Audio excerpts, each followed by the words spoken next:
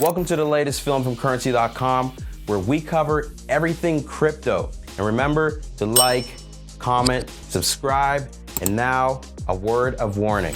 If you're new to crypto, chances are you're flying by the seat of your pants. There's a steep learning curve ahead, filled with potentially expensive mistakes if you're not careful. But don't stress, I've got your back to help you navigate the choppy crypto waters. Here's my tips on the most common mistakes people make when getting into cryptocurrencies.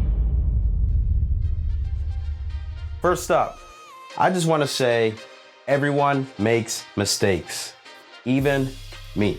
Don't worry though, in crypto, and just like in life, a lot of mistakes are avoidable, particularly if you know what they are, which is where I come in.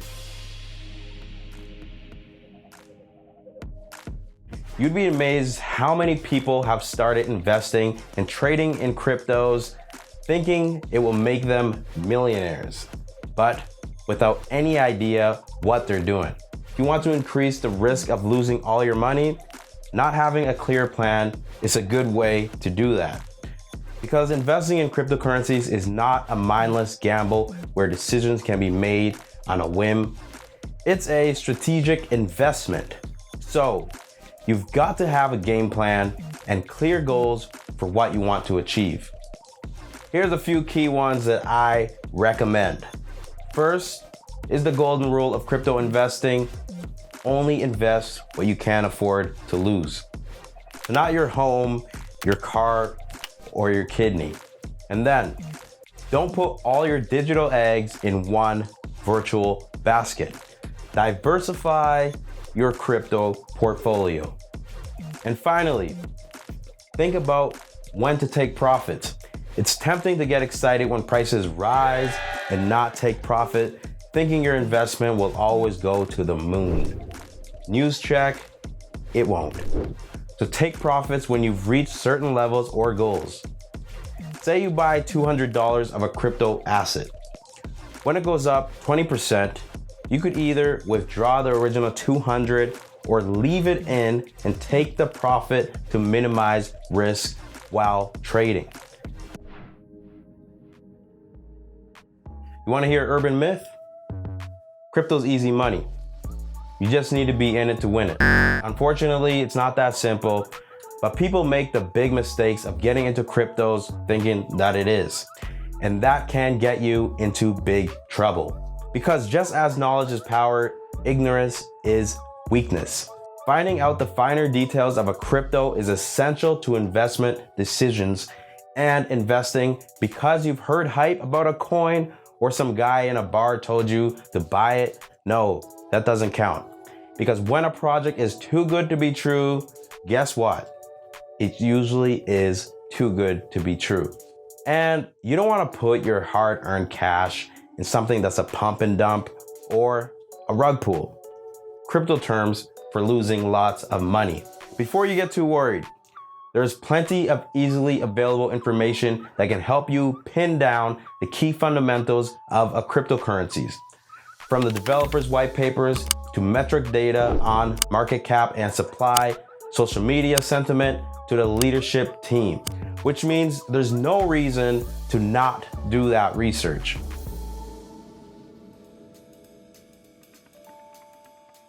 It's easy to get emotional about crypto, but it's also often a mistake. FOMO is the sweat-inducing fear of missing out, and it's a powerful smell, my friends. It causes traders to invest at a high when they are watching a project skyrocket in price and are gripped by stories of other people's success, not the soundness of investment strategies. If you see something pump 1,000% in one day, it doesn't mean it's gonna keep pumping.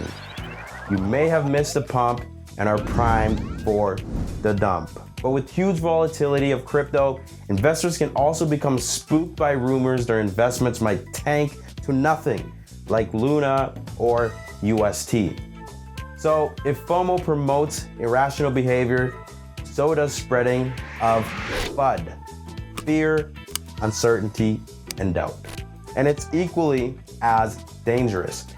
Don't let anyone else's negative investment analysis influence your own decisions. If you still believe in the fundamentals of a project and they haven't changed, then don't let FUD cause you to sell at a loss.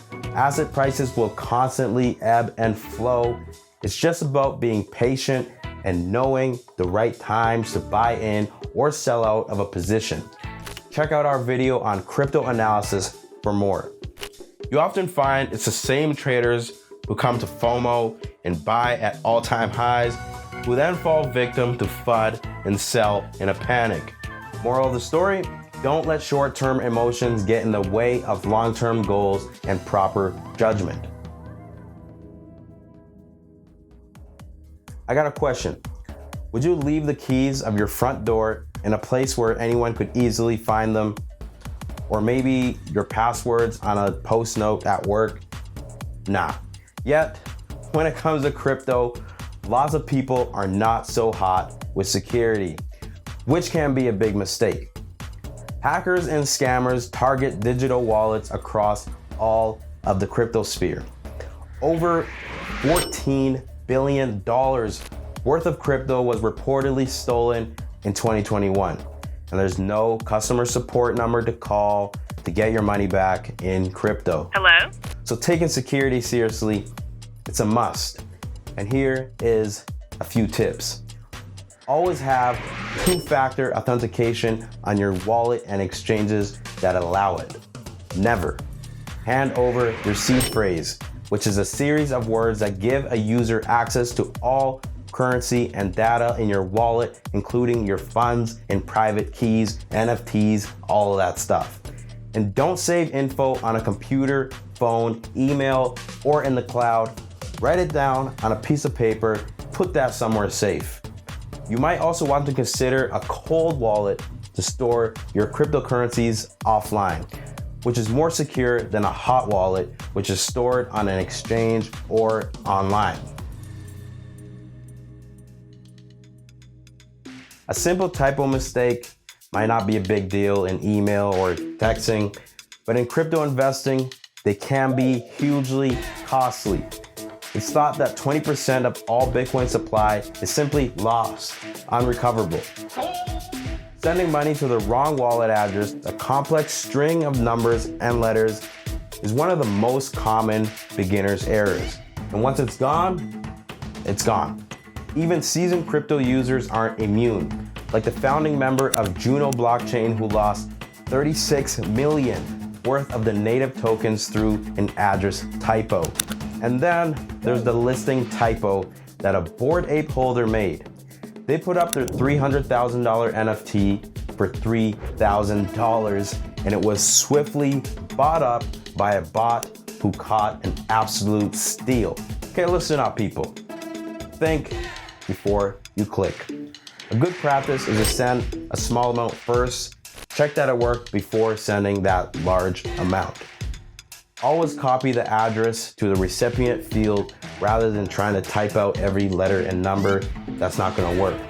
And then check it several times before you click send. I hope you enjoyed this video. Don't forget to comment, like, subscribe. Keep on the look for more videos. Thank you for all the support, and I'm going to see you again in the next one.